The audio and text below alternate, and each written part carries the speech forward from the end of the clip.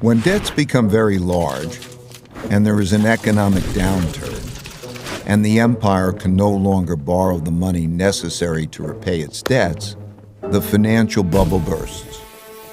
This creates great domestic hardships and forces the country to choose between defaulting on its debts or printing a lot of new money. It always chooses to print a lot of new money, at first gradually and eventually massively. That devalues the currency and raises inflation.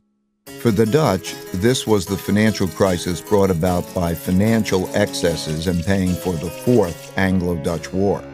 Similarly, for the British, it was paying for its financial excesses and its debts from the two world wars.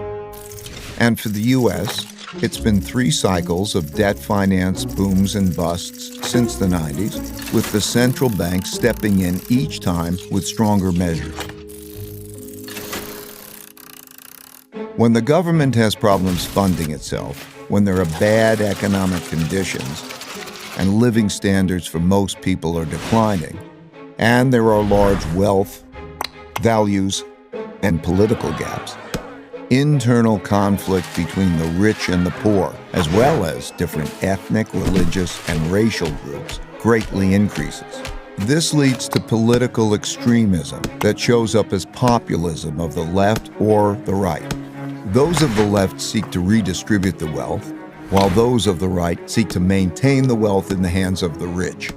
Typically, during such times, taxes on the rich rise, and when the rich fear their wealth and well-being will be taken away, they move to places, assets, and currencies they feel safer in. These outflows reduce the empire's tax revenue, which leads to a classic, self-reinforcing, hollowing out process. When the flight of wealth gets bad enough, governments outlaw it. Those seeking to get out begin to panic. These turbulent conditions undermine productivity, which shrinks the economic pie and causes more conflict about how to divide the shrinking resources. Populist leaders emerge from both sides and pledge to take control and bring about order. That's when democracy is most challenged because it fails to control the anarchy. And it is when the move to a strong populist leader who will bring order to the chaos is most likely.